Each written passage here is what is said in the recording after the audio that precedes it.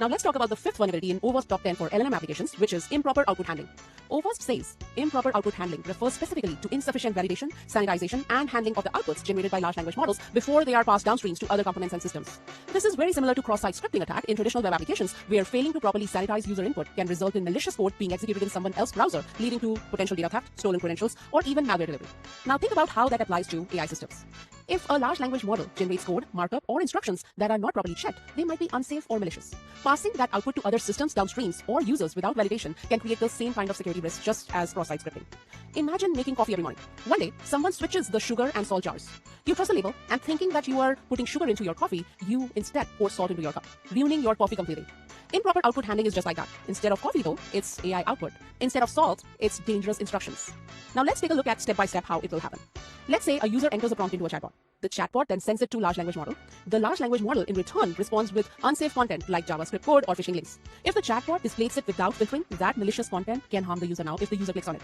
Another way to think about it is when you get a fake text from your bank that looks like a legitimate message sent from your bank. It says, click this link to unlock your account. If you trust it without checking now, you might land on a phishing site that steals your information.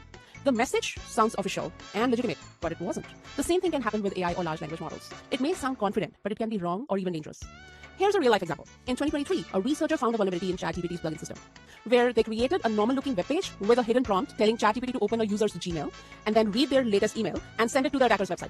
If a user now asks ChatGPT to summarize that page without knowing that this page was compromised, the model followed the hidden instructions automatically. The system treated the AI's output as safe and private data was stolen. It's like trusting poisoned GPS directions that lead you into a lake because you did not double check.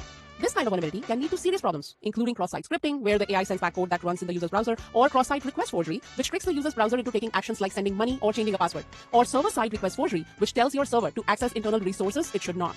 Then privilege escalation as well, where someone gains access they are not supposed to have. And last but not the least, remote code execution, which is the most severe one, where harmful code runs remotely and can create a command and control channel for the attackers.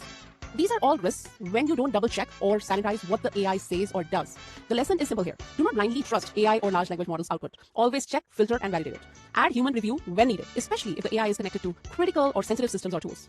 In the next video, we will talk about specific steps you can take to prevent these attacks and protect your users.